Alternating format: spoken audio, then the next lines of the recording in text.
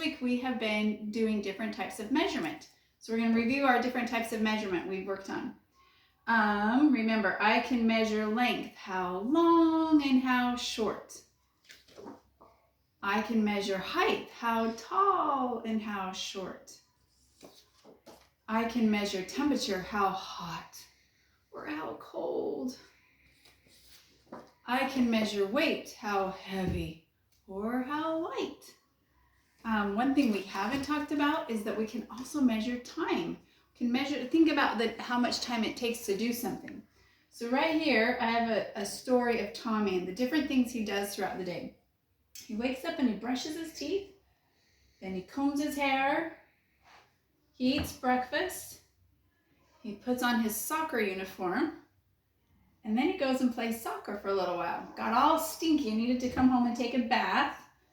And then he ate his dinner, rested with a storybook, and then he decided to go to the park. So he rode his bike to the park, got a drink of water.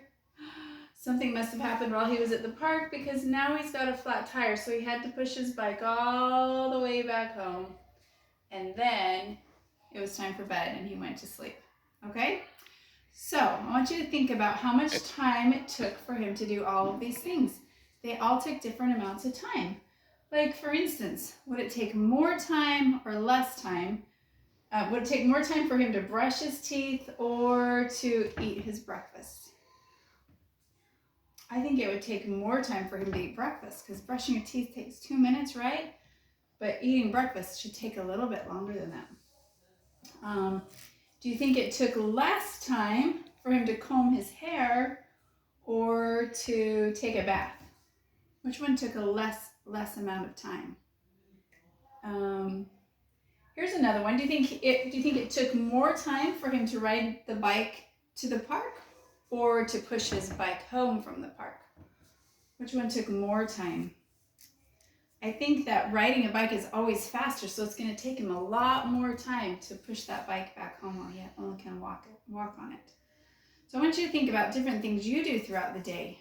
I want you to think about when you first wake up, when you're eating your food, or maybe you're sitting down resting with your family, maybe watching a movie. What takes the most time and what takes just a little bit of time?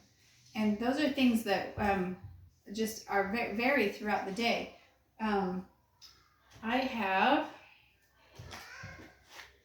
here some paper that I have downloaded to our Google Classroom, so you can do it with your parents. But some of you I know don't have a printer, so I'm just going to kind of give you an example. If you can do this, or if you can't print it off, it's okay, and you can just talk about it with your parents. But if you look at this row right here, which one is going to take the least amount of time? I'm going to give that a 1. If it's a middle amount of time, I'm going to give it a 2.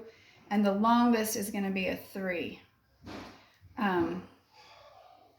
Actually, I'm going to change the directions. We're just going to look at these 3 right here. And we're going to think which one takes the longest and which one takes the shortest.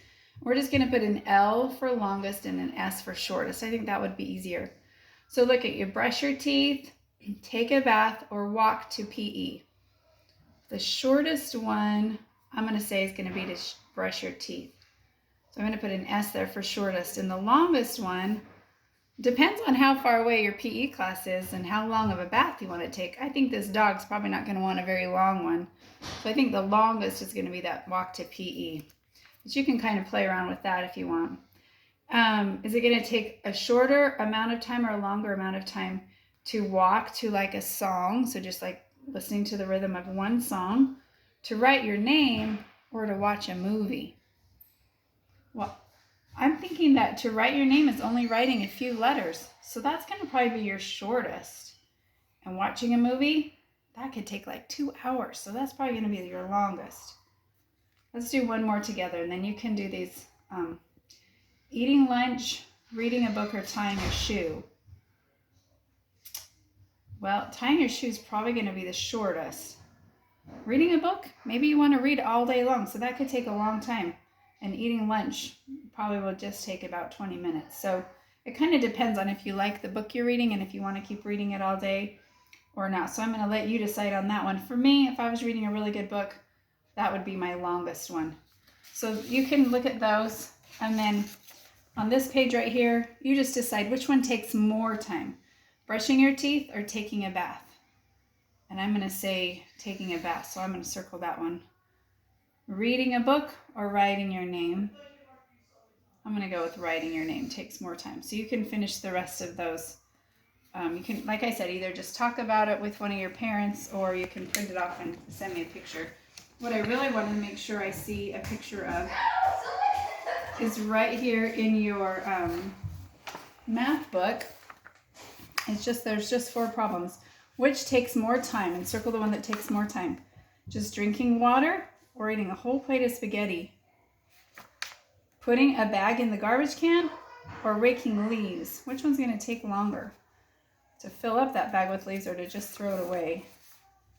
And the last one is which takes less time? Washing a plate, all this whole big stack of plates, or just one mug? Zipping up your shirt or unbuttoning your whole shirt? Which one's going to take less time? All right, that's all we have for math today. Have a great weekend. Shabbat Shalom. We'll see you on Monday.